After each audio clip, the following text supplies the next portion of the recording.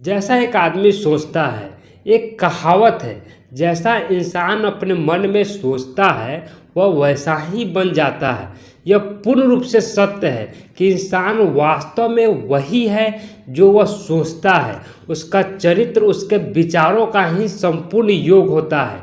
कोई भी व्यक्ति केवल अपने द्वारा चुने गए विचारों से ही सीमित होता है। धरती की गहरी परतों के नीचे छिपा हुआ बीज जिस प्रकार अंकुरित हुए बिना बाहर नहीं आ सकता, ठीक उसी प्रकार व्यक्ति का प्रत्येक कर्म उसके विचारों का ही परिणाम होता है।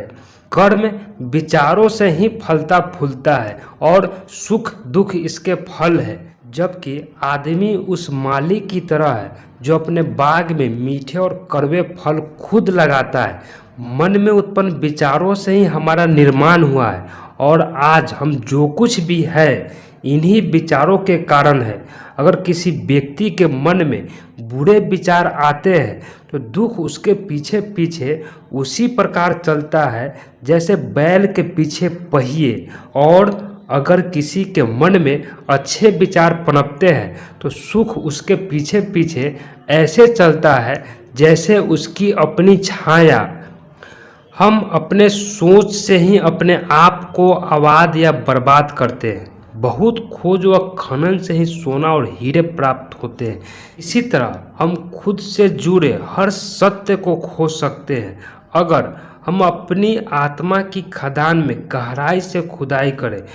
चूँकि हम अपने चरित्र का निर्माता है, अपने जीवन का निर्माता है और अपने भाग का निर्माता है, तो हमें निसंकोच होकर यह साबित कर सकते हैं कि अपने विचारों पर ध्यान देने, उन्हें नियंत्रित रखने और उन्हें बदलने से हमारे जीवन पर तथा दूसरों के जीवन पर कितना गहरा प्रभाव पड़ता है। जो खोजता है वो पाता है, जो दरवाज़ा खटखटाता है उसके लिए दरवाज़ा खुल ही जाता है। हमारे मन की तुलना एक बगीचे से की जा सकती है जिस पर बुद्धिमानी से खेती करके उसे हरा भरा रखा जा सकता है, या उस पर जंगली घास उगने के लिए उसे यूं ही छोड़ा जा सकता है। हम अपनी परिस्थितियों में सुधार तो लाना चाहते हैं लेकिन खुद में कोई सुधार नहीं करना चाहते। जैसा हम सोचते हैं वैसा ही बन जाते हैं। अच्छे विचार और अच्छे कर्म कभी भी बुरे परिणाम नहीं दे सकते। ठीक इसी तरह बुरे विचार और बुरे कर्म कभी भी अच्छे परिणाम नहीं दे सकते।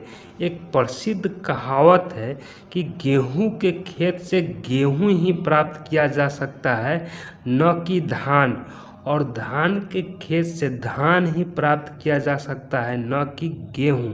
इसलिए अच्छा सोचें, अच्छा देखें और अच्छा कर्म करें। वीडियो देखने के लिए आप सभी को दिल की गहराई से प्रेम पूर्वक धन्यवाद।